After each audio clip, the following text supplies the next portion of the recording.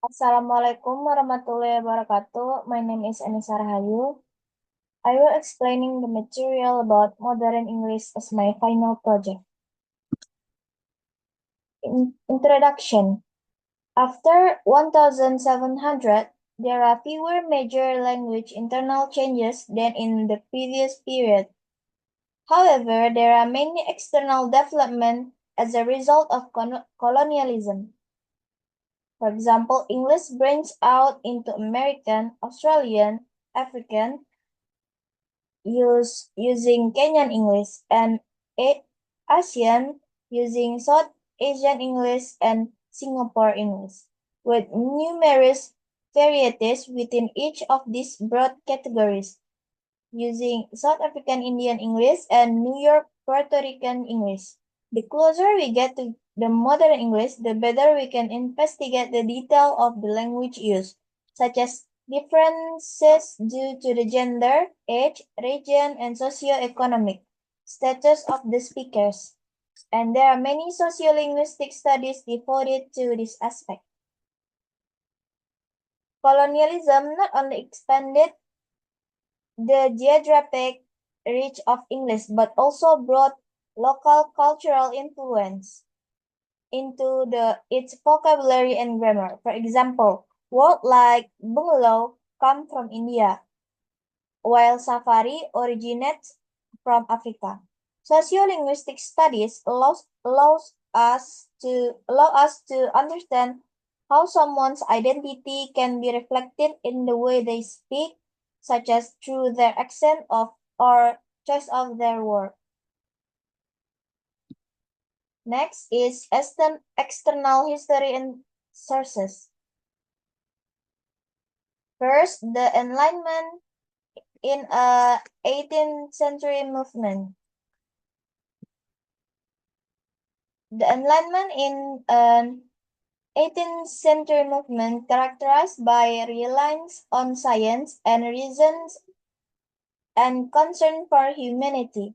It may be considered responsible for certain social and political changes toward the end of 18th century, like American independence in 1776, the French Revolution in 1789, and the abolition of slave trade by the British Parliament in 1807.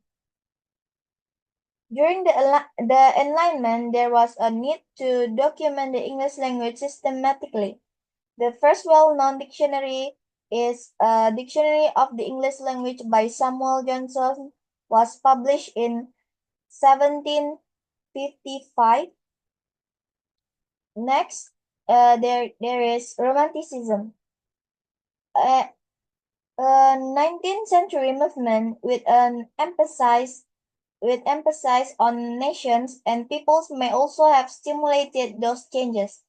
Romanticism is a philosophical and literary movement at the end of the 18th and the beginning of 19th century that emphasize a subjective approach to topics such as nature, mysticism, dreams, and emotion. In many respects, it's a reaction to the rational ideas of the Enlightenment, even though it also builds on them. The Romanticism era introduced new vocabulary describing nature's beauty, such as and human emotions, such as the word sublime and melancholy. Next,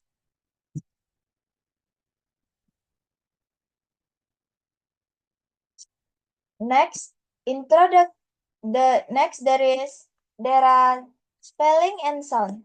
First, introduction to modern English spelling around around 1700. English spelling became more stable and recognizable. Changes like the Great Vowel Shift (GVS) were nearing completion. completion. Shaping modern English, despite this stability, there are still variant spellings such as honor or honor, color or color, and magic or magic. The second is differences between British and American English spelling. Major spelling differences development between British and English and American English. It's influenced by reform like those of Webster in the U.S. Example include color or color and center or center. Third, there is spelling reform efforts. Spelling was attempted by figures such as the editors of Chicago Tribune, Mark Twain, and George Bernard Shaw.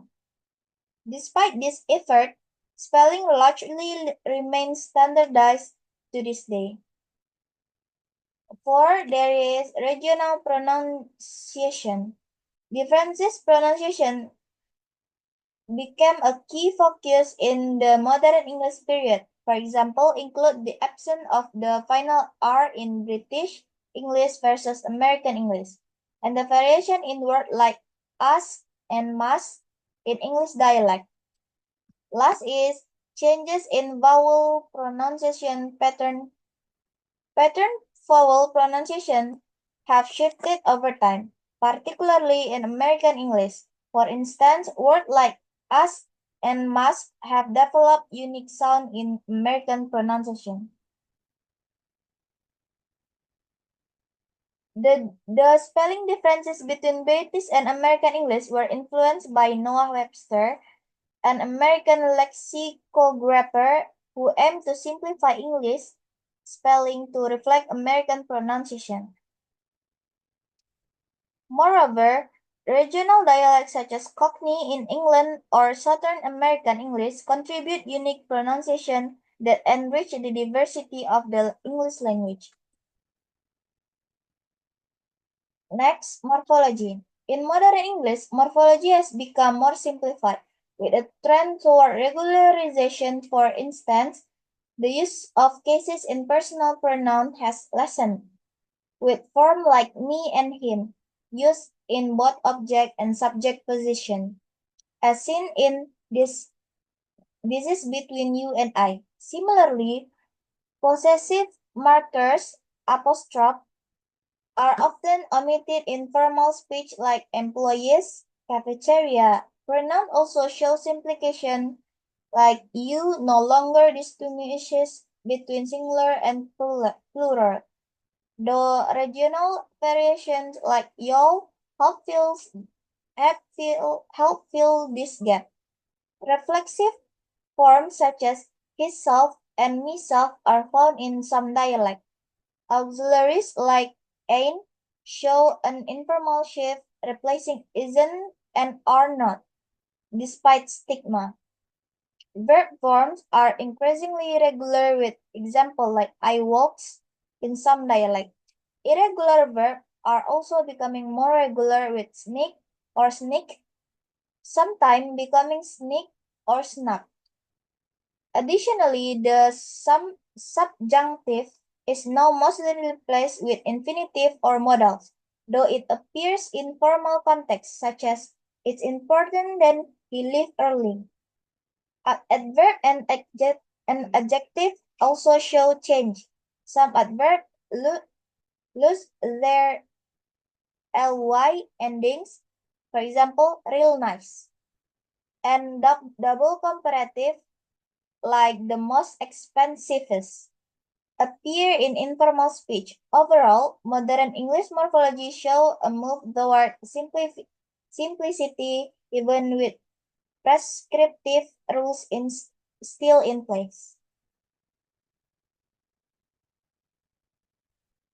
The simplicity of morphology in modern English reflects an effort to make the language more flexible.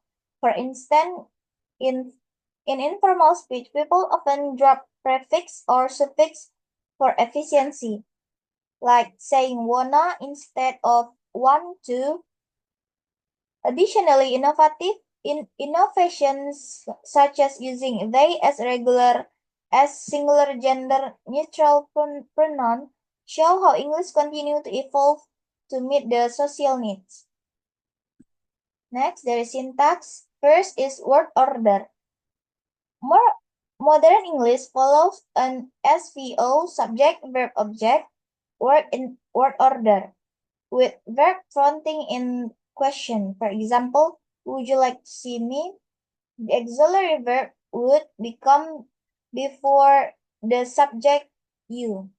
The subject are usually obligatory, though in informal context like emails or letter, the topic drop can occur where a subject is omitted. For example, would like to see you soon. The subject I is dropped.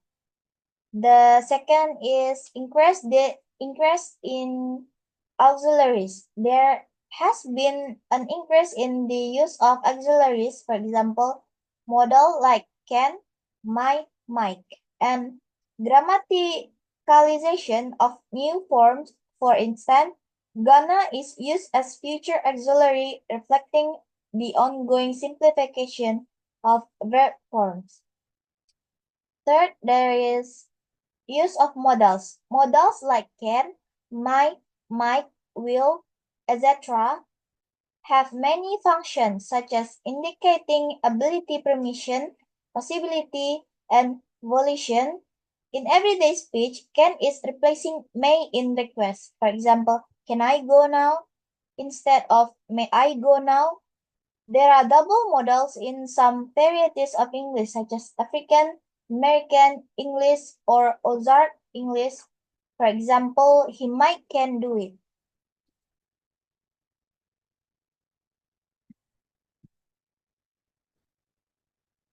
Next, there is punctuation. Is used to clarify the structure of sentence with commas often indicating optional elements such as an adverb or relative clauses that provide extra information. For example, in the sentence, woman without her man is like a fish on bicycle. The replacement of commas can drastically change the meaning. Prescriptive rules still influence syntax, particularly in written English such as the correction of subject-verb agreement error like she walks with the third person singular s, the case marking on pronoun. However, these prescriptive rules can conflict with the natural evolution of language, as seen in the use of that instead of who for human reference. Next is use of get in passive. The get passive construction, for example, he got knocked out, has emerged in contrast to the regular passive using be. For example, she was hit by a wave. Next, the last is relative pronoun and descriptive clauses. Relative pronouns like that, who, and which have been simplified, and there is a tendency in spoken English to use that more frequently than who or whom, especially in restrictive clauses. Non-restrictive relatives still use W, WH pronoun. For example, Jane Austen, whose sentences were used above, was a modern English writer. Changes in syntax are also evident in the more informal structures of modern English. For example, in everyday conversation, sentence structure can be more flexible. Instead of saying, "Are you coming?" people might simply say, "You coming?" This flexibility highlights how modern English adapt to informal real-world communication. Last, there is conclusion. Modern English has evolved into more analytic language, characterized by a simpler, more consistent structure. The language generally follow an SVO, subject, verb, object order, with auxiliary verb increasingly used to express nuance like tense, mood, and aspect. Over time, informal forms such as Gonna and wanna have become more common, reflecting a trend toward brevity and ease of use. Additionally, the usage of get in passive construction and a preference for that over who in relative clauses show further simplification. Although prospective rule still shape formal English, enforcing subject-verb agreement and punctuation rule, the language as a whole continues to balance these standards with a natural progression toward a more flexible conversational style. I think that's all about the material. Thank you for watching.